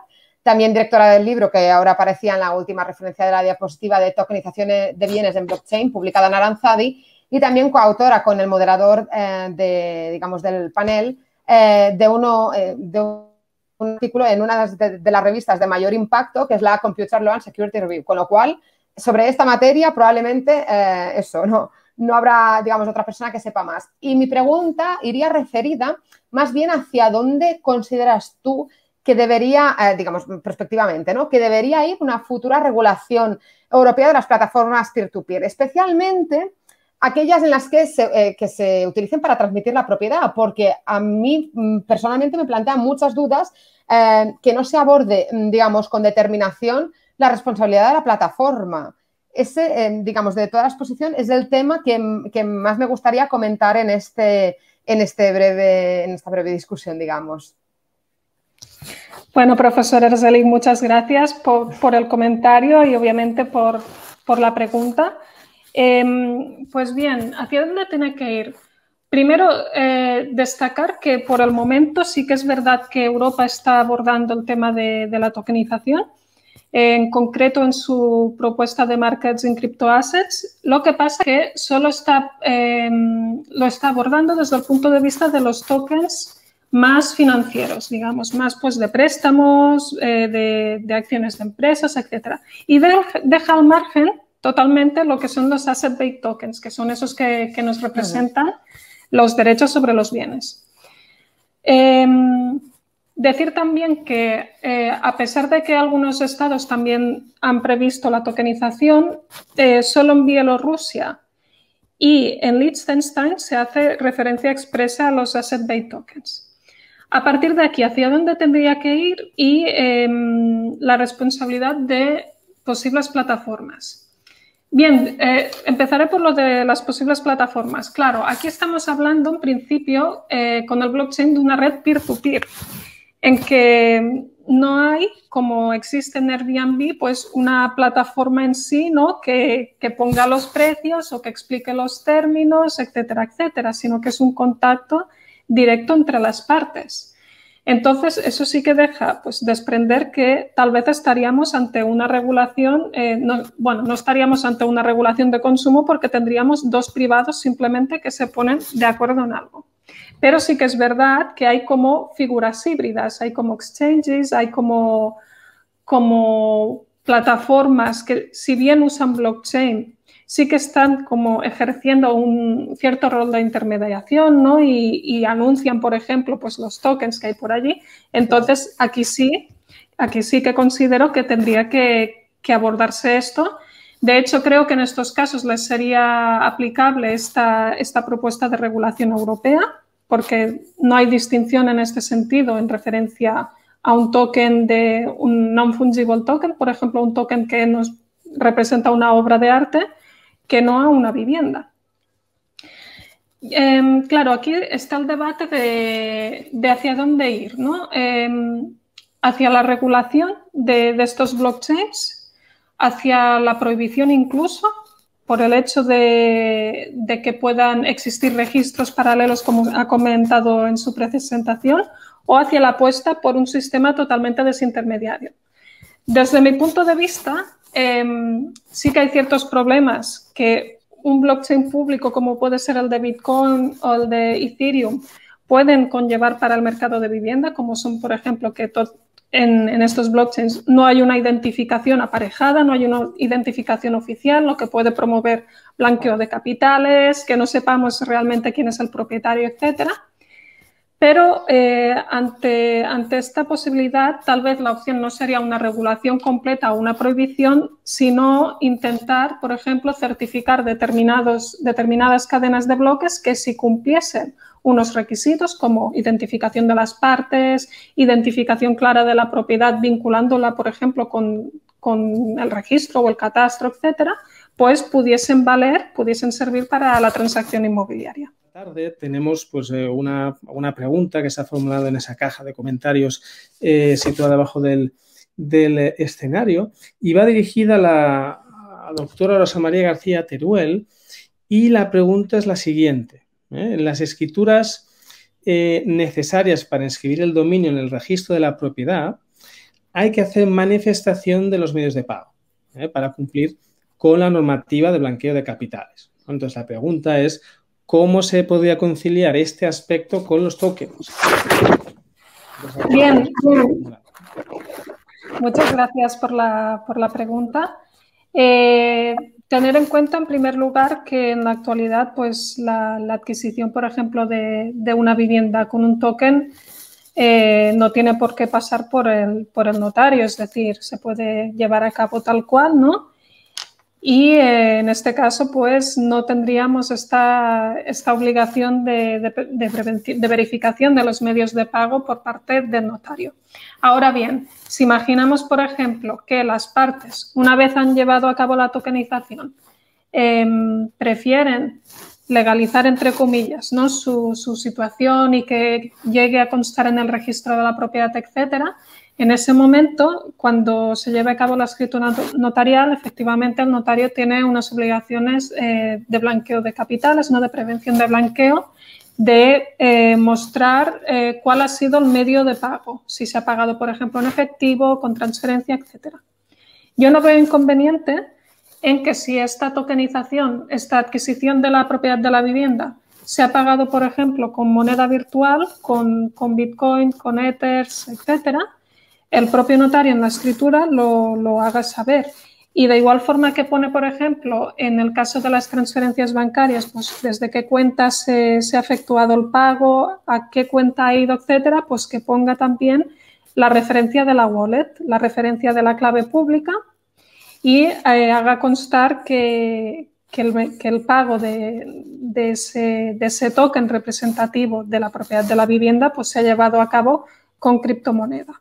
Yo creo que sería más o menos la solución o lo que se debería aplicar en caso que las partes decidieran legalizar esa situación y llevarla ante notario.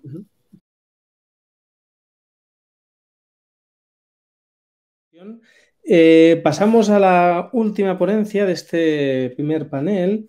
Ir a cargo de don Lluc Font i Pomarol, es investigador de la Cátedra UNESCO de Vivienda de la Universidad Obrera i Virgili. Nos va a hablar de la ciencia de datos aplicada al estudio de la jurisprudencia. Así que, Lluc, cuando quieras, tienes la palabra. Muchas gracias, doctor, y gracias en general a la organización del Congreso. Bueno, buenos días a todos. Seguramente la mayoría estarán familiarizados con el CENDOG o Centro de Documentación Judicial, que, entre otras cosas, se dedica a publicar de manera digital todas las sentencias, pudiendo acceder a ellas de manera abierta, ¿no? Una búsqueda en este portal, con una palabra simple como desahucios, resultará en más de 100.000 resultados, ¿no? Solo para esta palabra. Este volumen de datos y de información sugiere que hace falta poder adaptar técnicas de la ciencia de datos para poder estudiar toda esta información de una manera sistemática y exhaustiva, ¿no? Pudiendo complementar la investigación ya existente en este ámbito. Durante esta presentación propondré una metodología capaz de extraer información relevante de un corpus tan extenso como es el de las sentencias en el ámbito de la vivienda, pudiendo detectar y cuantificar los principales eventos, los cambios, las tendencias que pueda haber, para finalmente poder relacionar estos eventos con el contexto social, los cambios legislativos que haya podido haber, las sentencias importantes, etc. Antes, pero un breve comentario sobre los datos que tenemos. Disponemos de más de 20.000 sentencias en el ámbito de la vivienda y de los últimos 20 años, por lo tanto relacionadas con ejecuciones hipotecarias, desahucios, pero también allanamiento de morada, usurpación. La mayoría de ellas provienen de las audiencias provinciales, pero también hay algunas del Tribunal Supremo o de los Tribunales Superiores de Justicia.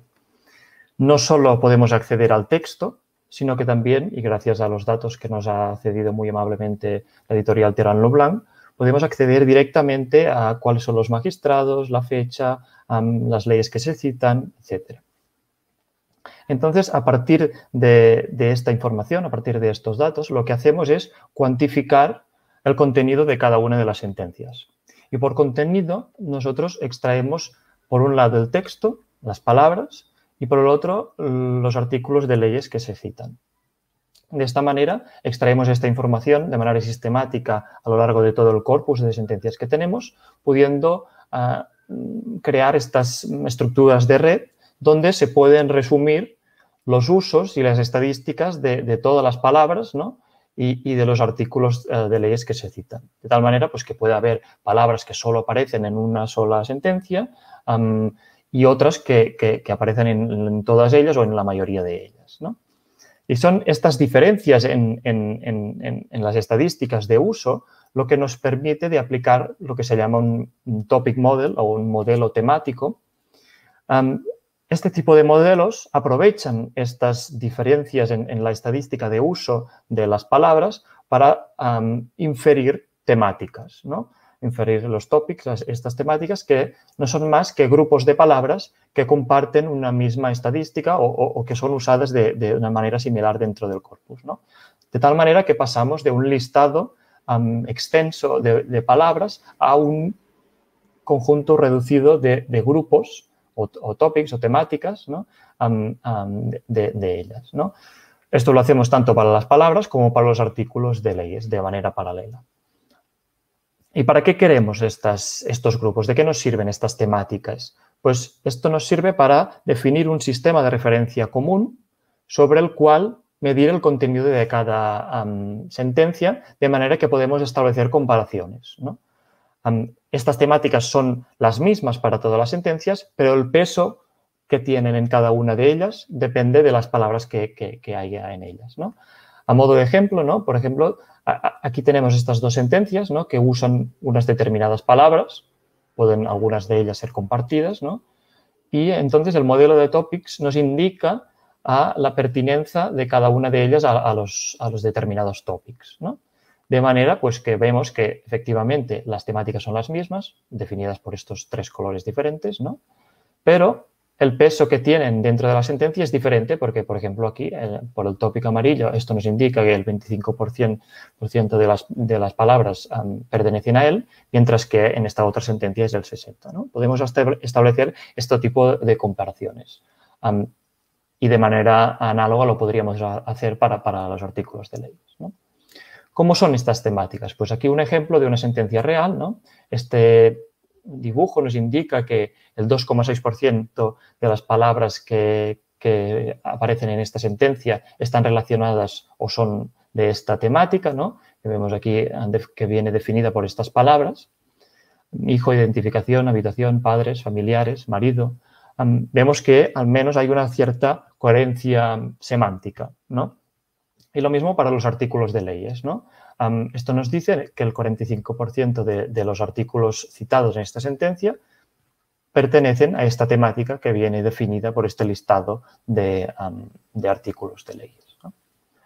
Una vez tenemos definido, tenemos caracterizada el contenido de cada sentencia y cuantificado, ¿no?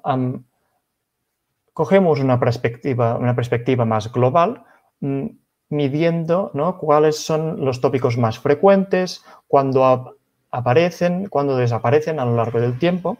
Y para ello lo que hacemos es hacer el promedio de todas las sentencias de un año, ¿no?, pudiendo hacer el promedio de cada una de sus temáticas, de tal manera que nos queda como una sentencia promedio, que sería juntar todos los textos de todas las sentencias de un año, ¿no? Esto sería, por ejemplo, el 2002, ¿no?, y que lo podemos representar de una manera vertical, donde cada estrato es una temática y su anchura, pues la importancia relativa que tiene en aquel año, ¿no? Y lo podemos hacer a lo largo de todos los años, de tal manera que nos queda una foto global de la evolución de todas las temáticas a lo largo de los años, ¿no? De tal manera que, pues, por ejemplo, podemos ver periodos de tiempo donde la situación es más o menos estable, ¿no?, más o menos hasta 2012, donde la cosa no cambia mucho de un año para otro, mientras que a partir de esta fecha pues vemos que determinadas temáticas se ensanchan aquí en la figura y por lo tanto son temáticas que ganan importancia en determinados momentos, ¿no? Esto que es esta figura que es para las palabras lo podemos hacer también para los artículos de leyes, ¿no?, viendo que si bien hay más dinamismo, ¿no?, también encontramos esta situación donde en estos últimos años hay determinadas temáticas que ganan importancia. Esto que vemos de una manera cualitativa, más o menos cualitativa, lo podemos medir de una manera precisa y usando lo que en teoría de la información se llama la divergencia Kullback-Leibler, que lo que nos permite es de medir el grado de sorpresa que significa encontrar una determinada distribución de temáticas, lo que sería una franja vertical aquí en la figura, cuando la comparamos con la franja del año anterior, ¿no?, pudiendo medir a cada año el grado de cambio que existe, tanto en los topics de palabras como en los de artículos, ¿no? Esta curva, donde cada punto nos dice el grado de cambio que hay en el año determinado comparado con el año anterior, pues nos revela que efectivamente estos últimos años son los que hay una mayor dinamismo, ¿no?, habiendo un pico muy marcado aquí en el 2016, ¿no?, cosa que se puede decir tanto de los topics de palabras como de los artículos de leyes, ¿no?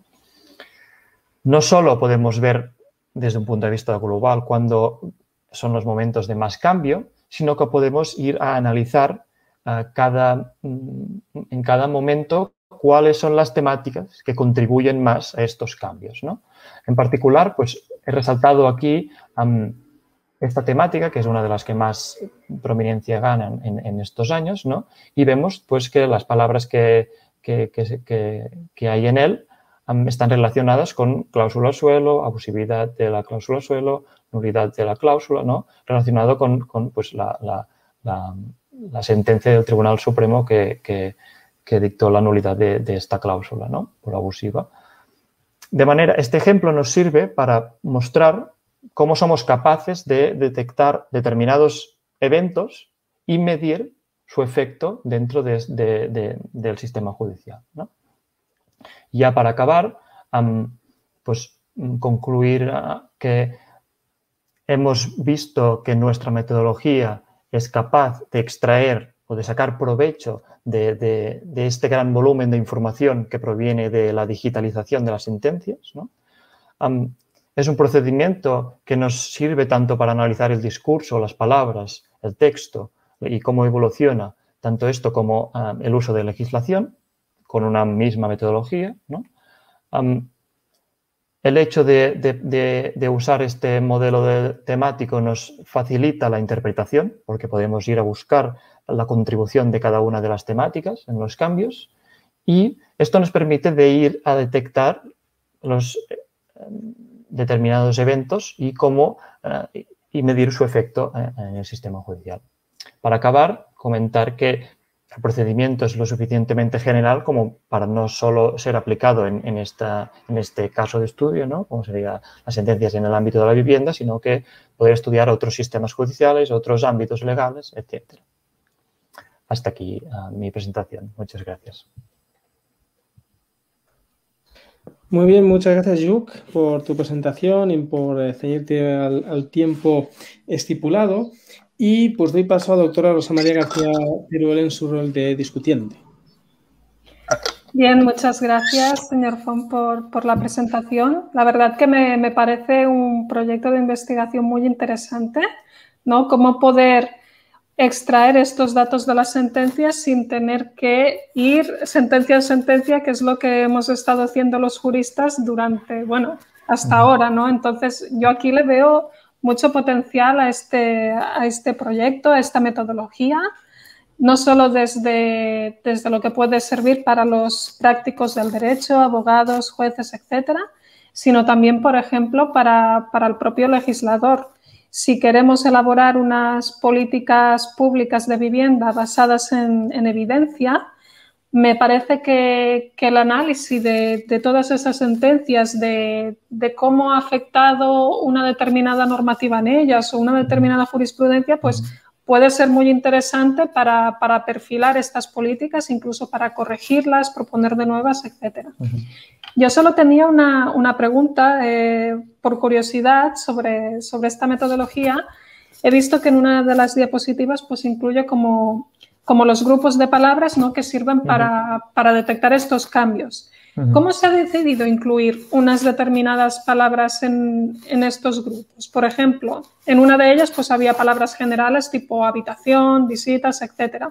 ¿Lo hace el ordenador o luego tenéis que verificar manualmente que no se hayan incluido, por ejemplo, palabras sin contenido como podrían ser preposiciones, etc.?